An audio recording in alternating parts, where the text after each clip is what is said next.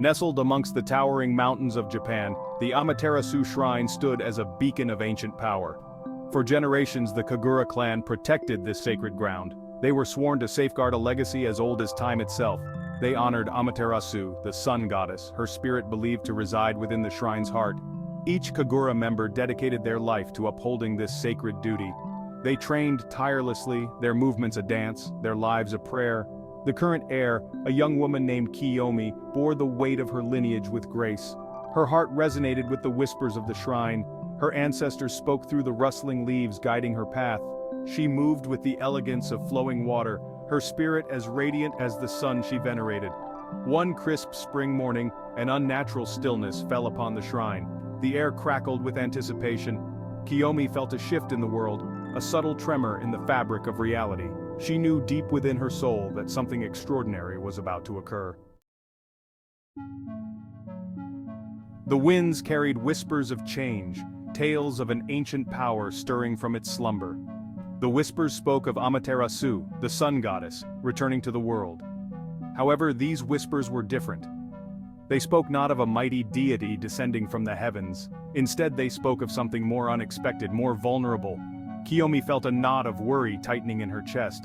She knew the old tales. She understood the power Amaterasu wielded. What would become of the world if such power was unleashed? The very balance of nature could be disrupted. Despite her apprehension, Kiyomi prepared for the coming dawn. She gathered her ceremonial robes, each fold a silent prayer for guidance and protection. The fate of the shrine, perhaps even the world, rested upon her shoulders. She would face the unknown with the same unwavering faith that had guided her ancestors for centuries. As the first rays of dawn kissed the peak of Mount Fuji, a blinding light erupted from the heart of the shrine. Kiyomi shielded her eyes, her breath catching in her throat. When the light subsided, she cautiously approached the epicenter. There, amidst the fading glow, stood a young girl.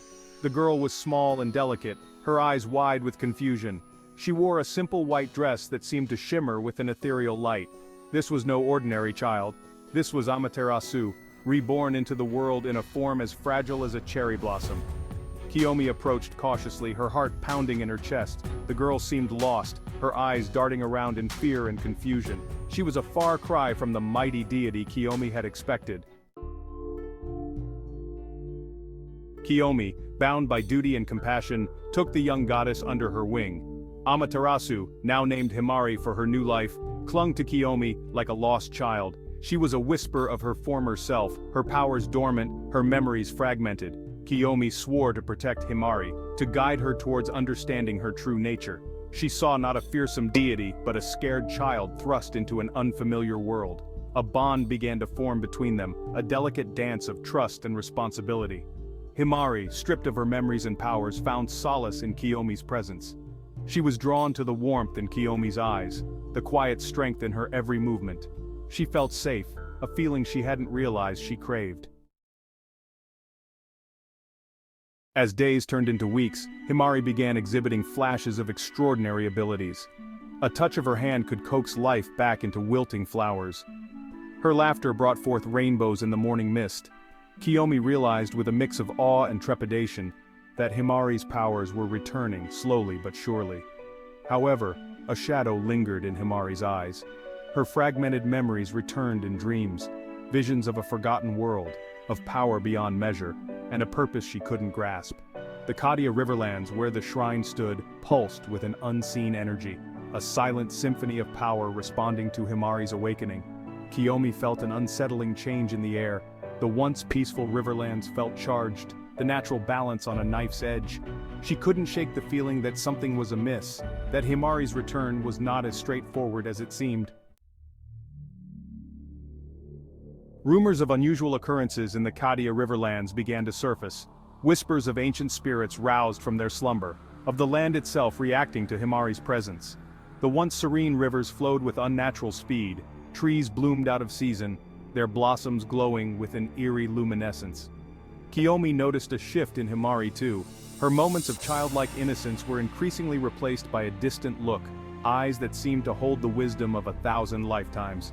She spoke less, her silence pregnant with unspoken thoughts and plans. An unsettling question began to form in Kiyomi's mind. Was she truly protecting the world from Himari? Or was she protecting Himari from something else?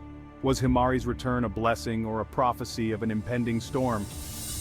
As the Cadia Riverlands held its breath, the fate of the world hung precariously, entwined with the destiny of a goddess reborn and the guardian sworn to protect her.